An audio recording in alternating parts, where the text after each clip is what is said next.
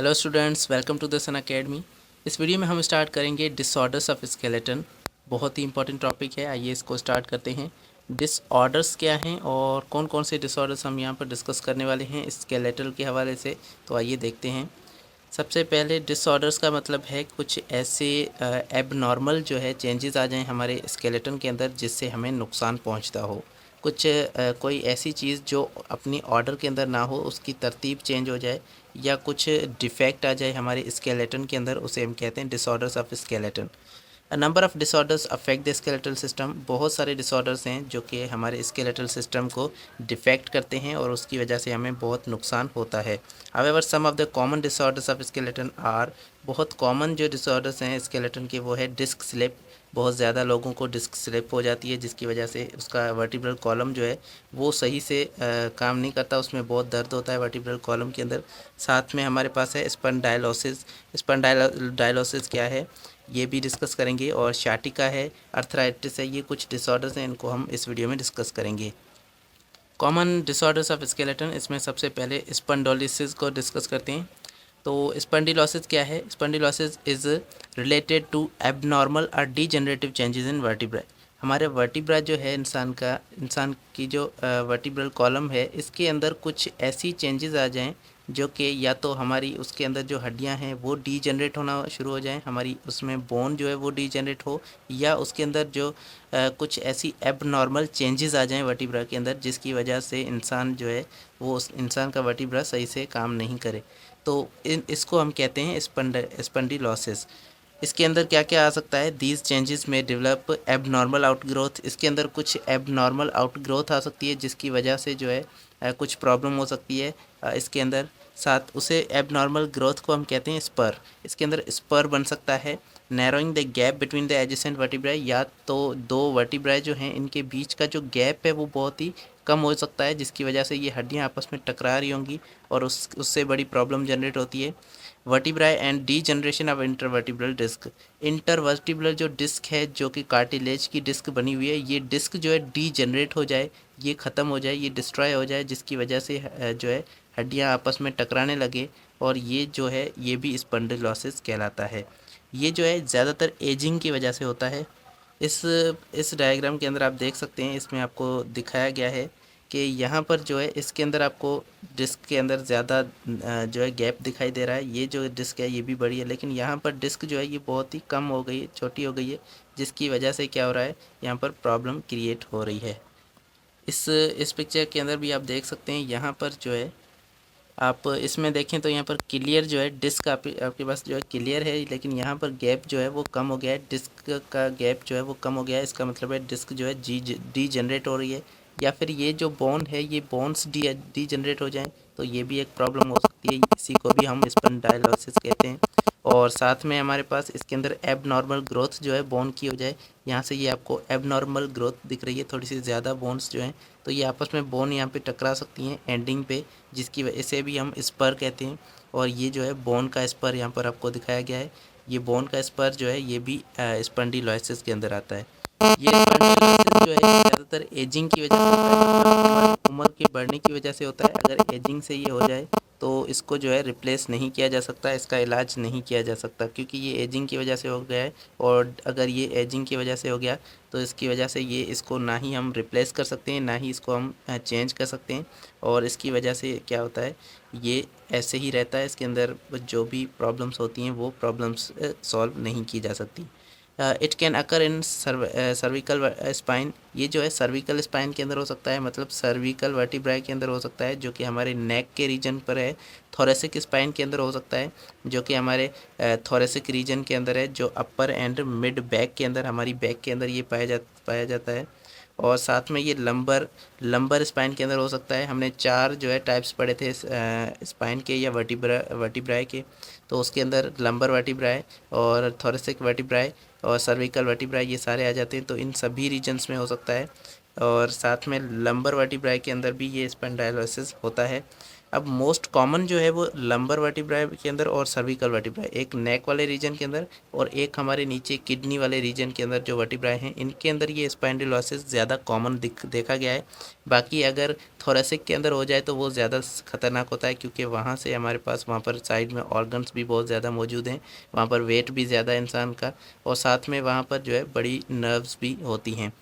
Degeneration of vertebra result in compression of waves, अगर vertebra जो है वो डीजनरेट हो रहा है तो डीजनरेट की होने की वजह से, ख़राब होने की वजह से अंदर जो नर्व्स हैं वो नर्व्स भी कंप्रेस हो सकती हैं। अंदर जो स्पाइनल कॉर्ड जा रही है और साथ में नर्व्स जा रही हैं वो नर्व कंप्रेस हो सकती हैं, जिसकी वजह से सिग्नल्स की ट्रांसमिशन में जो है प्रॉब्लम्स खड़ी होगी। और सिग्नल्स की अगर सही से ट्रांसमिशन ना हो बॉडी के अंदर तो बॉडी जो है वो नम्बनेस फील करती है, मतलब बॉडी जो है वो एक तरह से अपने कॉन्शियसनेस को खो देती है और बॉडी के अंदर सही से अब हमारे रिस्पॉन्सेज जो हैं वो सही से नहीं होते। Which can cause symptoms like pain, इसके अंदर पेन होता है, दर्द होता है, नम्बनेस फील होती है, मतलब जो है इंसान की बॉडी जो है सुन्न होने लगती है, ज़्यादा फील नहीं हो पाता है हमारी बॉडी के अंदर। टिंगलिंग होती है, टिंगलिंग का मतलब है ऐसे लड़खड़ाना, तो हमारी बॉडी जो है सही से रिस्पॉन्स नहीं कर पाती है इस कंडीशंस के अंदर। तो ये था स्पॉन्डाइलोसिस। उसके बाद है शैटिका। शैटिका क्या है? ये भी एक ऐसी बीमारी है जिसके अंदर हमारी जो नर्व है, शार्टिक नर्व जिसे कहते हैं, वो कंप्रेस हो जाती है। तो sciatica is a compression or injury of sciatic nerve. Sciatic nerve हमारी जो है टांग के हिप के नीचे, यहाँ से टांग के अंदर जाती है, इस नर्व को हम शार्टिक नर्व कहते हैं। और ये सबसे बड़ी जो है नर्व है हमारी बॉडी के अंदर, लॉन्गेस्ट एंड थिकेस्ट नर्व है। और ये जो नर्व है ये हमारी यहाँ से हिप से जनरेट होती है और पूरे पूरे पाँव के अंदर ये फैली होती है, हमारी पूरी टांग के अंदर ये शार्टिक नर्व जो है जाती है। तो यहाँ पर लिखा हुआ है sciatic nerve is the longest and thickest nerve of the body and it is made up 5 nerve roots. ये जो है 5 नर्व रूट्स की बनी हुई है, यहाँ से 5 नर्व रूट जो है यहाँ निकलती है और जो आगे जाके कंबाइन होती हैं, and which come together to form a right and left sciatic nerve. तो ये दो राइट और लेफ्ट दो शार्टिक नर्व जो है ये बनाती हैं। And sciatic nerve runs through the hips, ये रन हिप से जो है यहाँ से हिप से ये नीचे जाती है, रन करती है, नीचे जाती है, and goes down to the leg, और ये हमारी लेग के अंदर नीचे जाती है, हमारी टांग के अंदर जाती है और साथ में आगे जाके हमारे पाँव के अंदर ये चली जाती है। तो ये पूरी टांग के अंदर ये फैली होती है ये sciatic nerve. Ending just below the knee, ये हमारे नी के नीचे नी के नीचे जो है यहाँ तक एंड होती है, यहाँ तक एंड होने लगती है, लास्ट में फुट तक भी ये थोड़ी सी जाती है। Then branches into other nerves, यहाँ से जो यहाँ तक ये शार्टिक नर्व जाती है, बाकी यहाँ से बहुत ही छोटी छोटी नर्व्स जो है इसके अंदर से निकलती हैं जो कि पाँव के अंदर चली जाती हैं। तो इसके अंदर क्या होता है, ये जो नर्व है अगर हमारे स्पाइनल के अंदर कुछ ऐसी चीज़ हो गई है जैसे कि स्पॉन्डाइलोसिस हो गया है या कुछ और एबनॉर्मल जो है चीज़ें हो गई हैं, तो इसके अंदर क्या होगा, ये नर्व जो है कंप्रेस हो जाएगी, ब्लॉक हो जाएगी, जिसकी वजह से हमारे पाँव के अंदर सही से रिस्पॉन्सेज नहीं हो पाएंगे। और ये नर्व अगर ब्लॉक हो गई तो इसी वजह से हमें शार्टिका होती है। और शार्टिका के अंदर क्या होता है, सिम्टम्स में भी शार्टिका में भी originate in the lower back, ये हमें लोअर बैक के अंदर यहाँ पर जो है इसके सिम्टम्स हमें दिखते हैं। क्या होता है, यहाँ पर जो सिम्टम्स हमें दिखते हैं वो नम्बनेस वगैरह हो सकती है, पेन वगैरह हो सकता है, दर्द होता है। और वो दर्द कहाँ से स्टार्ट होता है, यहाँ से हमारे लोअर बैक से स्टार्ट होता है और ये पूरे आगे आगे रेडिएट होता रहता है, फैलता रहता है हमारी टांग के अंदर, और पूरे इस टांग के अंदर ये दर्द जो है फैल जाता है, तो पूरी टांग के अंदर दर्द होने लगता है।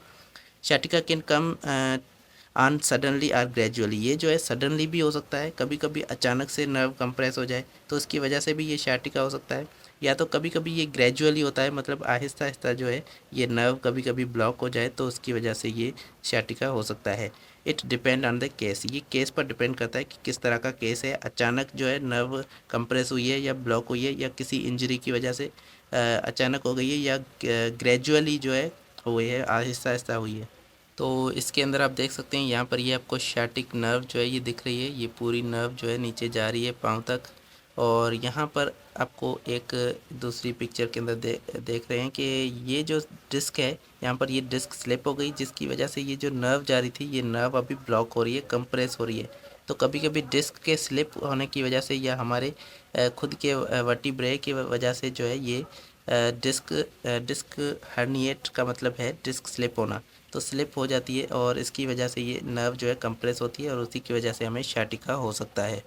उसके बाद है डिस्क स्लिप। डिस्क स्लिप आपको पता है कि हमारी जो इंटरवर्टिब्रल डिस्क है उसका स्लिप होना, इसे हम डिस्क स्लिप कहते हैं। तो आइए इसको पढ़ते हैं। The vertebra are cushioned by, cushion का मतलब है बीच में से आना और साथ उन्हें जो है फ्रिक्शन प्रोवाइड करना, फ्रिक्शन को कम करना, रिड्यूस करना। कार्टिलेजिनस डिस्क, तो हमारे इस वर्टिब्रा के अंदर कार्टिलेज की बनी हुई जो है डिस्क मौजूद हैं बहुत सारी हमारे इसके वर्टिब्रा के अंदर, और इन्हें हमें इंटरवर्टिब्रल डिस्क हम कहते हैं।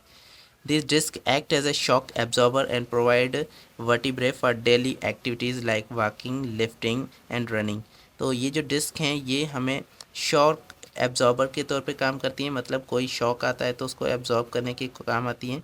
इसका मतलब है ये हमें प्रोवाइड करती हैं बहुत ज़्यादा प्रोटेक्शन, कि हमारी जो ये वर्टिब्राए हैं ये आपस में टकराएं ना, और ये जो डिस्क है ये डिस्क इन्हें बहुत ज़्यादा जो है फ्रिक्शन को रिड्यूस करती है, आपस में टकराने नहीं देती, और इसी की वजह से हमारी जो एक्टिविटीज़ हैं जैसे कि वॉकिंग और हमारे वज़न को, किसी वज़न को उठाना और भागने का जो ये प्रोसेस है ये सारे जो है सही से हो पाते हैं इस डिस्क की वजह से।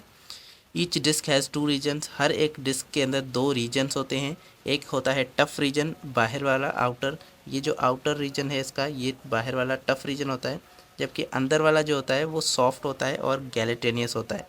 अंदर वाला ये जो पार्ट है ये इसका सॉफ्ट होता है, जबकि बाहर वाला ये क्या होता है, हार्ड होता है, सख्त होता है। तो इसके अंदर क्या, कहाँ पर इंजरी हो सकती है? An injury or weakness can cause to the inner portion to protrude by breaking the outer ring. तो इसके अंदर क्या होगा, बाहर बाहर की जो रिंग होगी वो टूट सकती है इसके अंदर से। एक वर्टिब्राई है इसकी, अब ये बाहर की जो रिंग है ये अगर टूट गई तो क्या होगा, ये फैल सकती है इस तरह से, ये डिस्क जो है ये फैल सकती है, और डिस्क इसको हम कहते हैं स्लिप। तो ये डिस्क जो है अपनी जगह से थोड़ी सी आगे जाएगी और यहाँ तक जो है इसको जाके यहाँ पर ये वर्टिब्रल कॉलम के अंदर ये स्पाइनल कॉर्ड जो जा रही है, इस स्पाइनल कॉर्ड को जो है जाके कंप्रेस कर देगी, इसके अंदर से लग जाएगी, जिसकी वजह से इसे हम कहते हैं डिस्क स्लिप। और ये जो स्पाइनल कॉर्ड है इस स्पाइनल कॉर्ड को ब्लॉक कर देती है।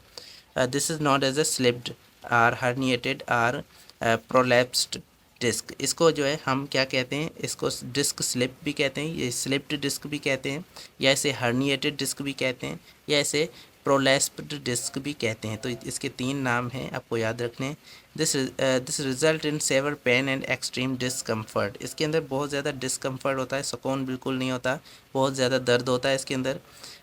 If the disc slipped disc compresses one of the spinal nerves, the victim may also experiences numbness and pain along with the affected nerve। अगर इसके अंदर क्या होगा, ये जो नर्व जा रही है इसके अंदर, तो ये अगर नर्व को ब्लॉक कर देगी यहाँ से, अगर नर्व को कंप्रेस यहाँ पर इसने कर दिया, ज़्यादातर जो है ऐसा ही होता है कि कभी कभी बहुत ज़्यादा डिस्क जो है वो अगर स्लिप हो जाए तो वो कंप्रेस कर देती है आगे वाली स्पाइनल कॉर्ड को, जिसकी वजह से हमें नंबनेस जो है फील होती है, मतलब इंसान की बॉडी सुन्न होने लगती है, साथ में जो अफेक्टेड नर्व है उसके अंदर पेन होने लगता है, हमें यहाँ इस जगह पर बहुत ज़्यादा पेन होता है। तो pain that extend from arms और लेग्स, ये जो पेन है ये आर्म्स या लेग्स के अंदर भी जाता है। Never settle at any posture of the body, तो ये जो है कभी भी किसी भी बॉडी के अंदर पोस्चर के अंदर नहीं सेटल होता, मतलब हम कैसे भी बैठ लें, कोई भी ट्राई कर लें, लेकिन ये जो है सेटल, ये पेन नहीं होता, ये पेन हमें होता रहता है। उसके बाद है अर्थराइटिस। अर्थराइटिस क्या है? Arthritis is a disease that affect joints. ये हमारे जॉइंट्स की डिज़ीज़ है, जब हमारे जॉइंट्स के अंदर कुछ ऐसे जो है प्रॉब्लम्स हो जाएं कि हमारा जॉइंट सही से मूव ना कर पाए, हमारे जॉइंट्स के अंदर जो कार्टिलेज है वो कार्टिलेज ख़त्म होने लगे, वो कार्टिलेज डिस्ट्रॉय हो जाए, या हमारी बोन्स जो आपस में टकरा जाएं, तो ये जो है अर्थराइटिस कहलाती है, और ये जॉइंट्स के अंदर अफेक्ट होता है पूरा।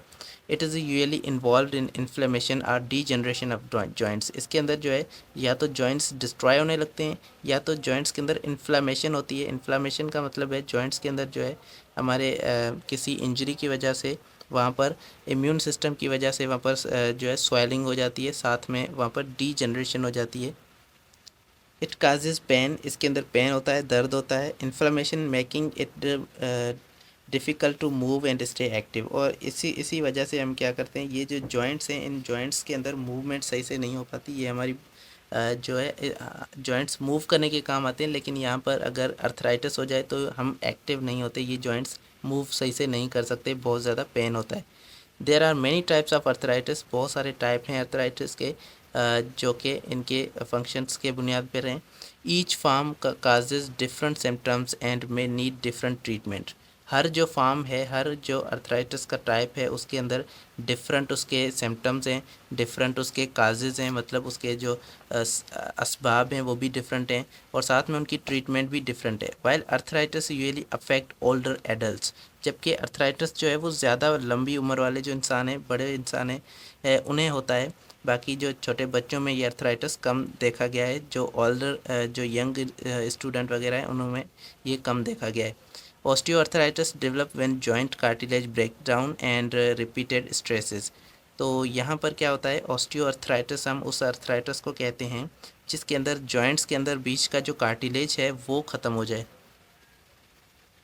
तो अगर आप इसके अंदर देखें तो यहाँ पर ये कार्टिलेज जो है, जॉइंट्स के अंदर बीच में कार्टिलेज जो मौजूद था, ये कार्टिलेज बिल्कुल ख़त्म हो गया है, जिसकी वजह से ये बोन्स जो है ये आपस में टकरा रही हैं, और इसे हम कहते हैं ऑस्टियोआर्थराइटिस। ये किस वजह से होता है, ये हमारे पास कभी कभी बोन को सही से न्यूट्रिएंट्स ना मिलने की वजह से हो सकता है। It is the most common form of the arthritis. ये जो है बहुत ज़्यादा फॉर्म है, बहुत ज़्यादा कॉमन टाइप है अर्थराइटिस का, जो कि ज़्यादा से ज़्यादा लोगों के अंदर यही देखा गया है। इट इज़ उसके बाद है एंकोलाइजिंग स्पॉन्डिलाइटिस। स्पॉन्डिलाइटिस और एंकोलाइजिंग, ये क्या है? एंकोलाइजिंग स्पॉन्डिलाइटिस को हम अर्थराइटिस ऑफ स्पाइन भी कहते हैं। स्पाइन का अर्थराइटिस मतलब वर्टिब्रल कॉलम का अर्थराइटिस। तो इसके अंदर क्या होता है, वर्टिब्रल कॉलम के जो जॉइंट्स हैं उनके अंदर डिफेक्ट हो जाता है, जैसे कि हमने पहले पढ़ा, उसकी जो डिस्क है वो डीजनरेट हो जाती है या स्लिप हो जाती है। तो ये हमारे पास वही सेम है जो कि पहले हमने स्पॉन्डिलोसिस में पढ़ा, वही सेम केस है, इसको भी हम अर्थराइटिस कंसिडर कर सकते हैं। नेक्स्ट है गाउट। गाउट क्या है? Gout is a disease that cause hard crystal of uric acid to form in the joints. इसके अंदर क्या होता है, जॉइंट्स के अंदर बहुत ज़्यादा हार्ड क्रिस्टल बन जाते हैं, और वो क्रिस्टल यूरिक एसिड के बने होते हैं। अगर बॉडी के अंदर यूरिक एसिड जो है ज़्यादा हो जाए तो क्या होता है, ब्लड जो है वो जगह जगह पर यूरिक एसिड को फैलाने रखता है। ब्लड जो है सही से रेगुलेट नहीं करता है यूरिक एसिड को, जिसकी वजह से वो डिपॉजिट होता है, जमा होता रहता है हमारे जॉइंट्स के अंदर, और वहाँ पर जमा होकर क्रिस्टल्स बना लेता है, और इस प्रॉब्लम को हम कहते हैं गाउट। उसके बाद है रेमेटाइड अर्थराइट्स। रेमेटाइड अर्थराइट्स जो है ये, इसे हम ऑटो इम्यून डिसऑर्डर्स कहते हैं। मतलब ये इम्यून सिस्टम जो है खुद हमारे लिए प्रॉब्लम खड़ी करता है, खुद के सेल्स को जो है ख़त्म करता है। Rheumatoid arthritis is a disease that causes the immune system to attack synovial membrane of your joints। तो इसके अंदर क्या होता है, इम्यून सिस्टम अपनी बॉडी की जो जॉइंट्स की साइनोवियल मेम्ब्रेन है उस पर अटैक कर देता है, जिसकी वजह से वो मेम्ब्रेन टूट जाती है, और इस प्रॉब्लम को भी हम अर्थराइटिस कंसिडर करते हैं, क्योंकि इसके अंदर जॉइंट्स को मूव नहीं किया जा सकता, और जॉइंट्स के अंदर पेन बहुत ही ज़्यादा होता है। तो इसके अंदर आप देख सकते हैं यहाँ पर ये मेम्ब्रेन जो है ये ख़त्म हो चुकी है, जिसकी वजह से कार्टिलेज भी जो है ख़त्म हो चुका है।